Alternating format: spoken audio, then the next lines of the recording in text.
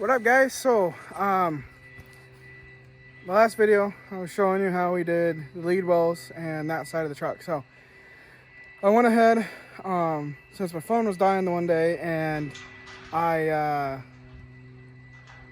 didn't really think about it because I had stuff to do afterwards, I went ahead and did the acetylene rack and started welding the body. So I will show you what we did, and yeah, we'll go from there. Alrighty, guys, so here's what we did. Went ahead and got some 4-inch C-channel, like the stuff that's on the frame back there, right there. We made 2 racks for it. We cut out the top.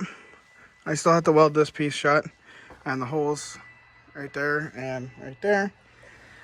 But went ahead and cut out the top, put the bottles in, made sure these were sitting where the bottles have about a 1/4 inch from each other. Went ahead and got the battery box in, if you want to call it that. And then went around and welded all this. So up here, there used to be a piece with a lip, which is laying right here, which I got to throw in the scrap yard.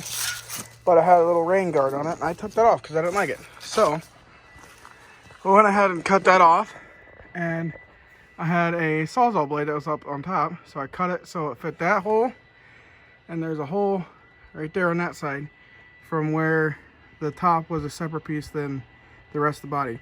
So I went ahead and did all that, and then I went ahead and filled all this in. And yes, these are not pretty welds, I don't really care. So I filled that in so no water could get into this box. I just went in and tacked all the inside right here, obviously with the bottom's gap still, so we gotta weld that shut.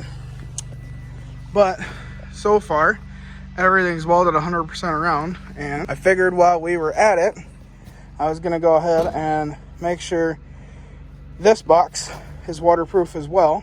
I was gonna push this bottom back to weld, but there is a hole from the fender well throwing salt and shit up here, so there's a hole right here of rust. I just went ahead and cut a little sliver off of some extra. It's probably off this, honestly. We went ahead and welded it solid, so that way this box doesn't get water in it. So there's probably about a 1/2 inch gap between this wall and the box wall, which I could show you actually. So this is about a 1/2 inch gap. And then doing that, I don't have to weld the inside on this side. But so I went ahead and trimmed this all the way off. That way it would clear this. So this is welded 100% solid, so we don't have to worry about that. This is trimmed up, so our box is now waterproof. We still got to drill holes and punch the bottom out in that. As you guys could tell, I went through and cut the tacks off and put a bar on the back side in between the oxygen bar, or the oxygen C channel, and the edge, and I pulled all of them tight with a ratchet strap, just like pulled it this way, so it pushed these this way. So now this is all solid in there. I just gotta weld that down, and then we gotta go across the bottom. And I haven't decided, I might go with a piece of flat stock and just stand it up against the wall and weld the bottom out and the top out, so I don't have to try to fill the 1/2 inch gap that's in there. And as you guys could tell, I am wearing a breathing mask, because last time when I was doing the boxes, or the lead box and that side, I'm pretty sure this box is galvanized. It has galvanized under the paint, or it might just be the paint, I don't know. I got really sick that night, so I wore this and I haven't had a problem since. So we're gonna keep wearing this just because, you know, being safe is smart. So we're gonna go ahead and start this, and yeah, I'll talk to you guys in a minute.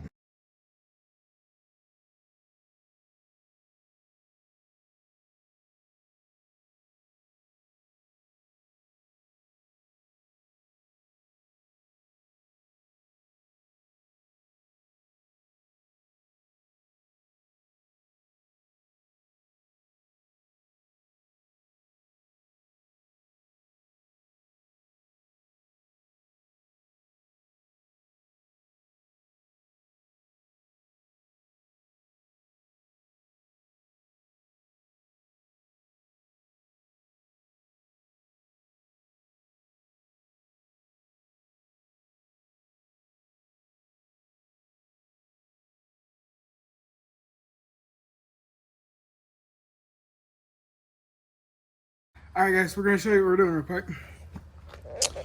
So, obviously the bumper. So, I did C-channel, drilled holes for where the actual, like the real bumpers that come off these trucks. I drilled holes to match those. Obviously this was for a single wheel truck, that's why we're extending it. It's 3x3 by 3/16. So he used some pretty heavy tube the first time this was made. These are 9 7/8. They're gapped just slightly, so we go to the outside of the box. But these, as you can see, let's see, get you in there. Yeah. So as you can see, there's only about an inch grabbing on each side. So what we're gonna do is we have these C-channels right here, or not C-channels, the angle. So we just took angle. What we're going to do is we're going to weld the whole seam down, weld here, and all the way around, obviously, on the top and bottom. So here, down across the bottom, like obviously across the top and everything. And then that should be more than solid. But the one thing I just noticed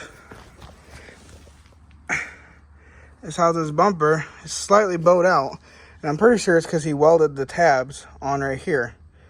So I'm hoping when I weld back here, it'll pull the bumper back this way because it's warped like a little banana. So hopefully when we get done with this, it'll not look like that.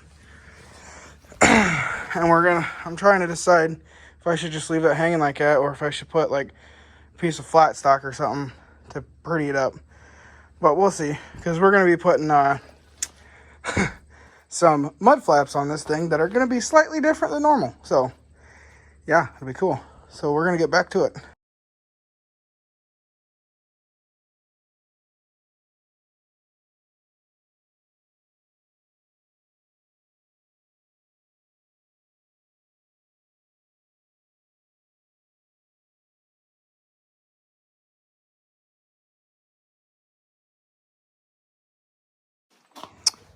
Alright guys, so there she is.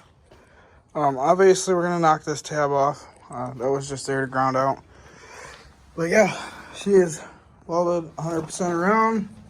Besides in here, because I didn't want to do that in there. But that is the end of this video.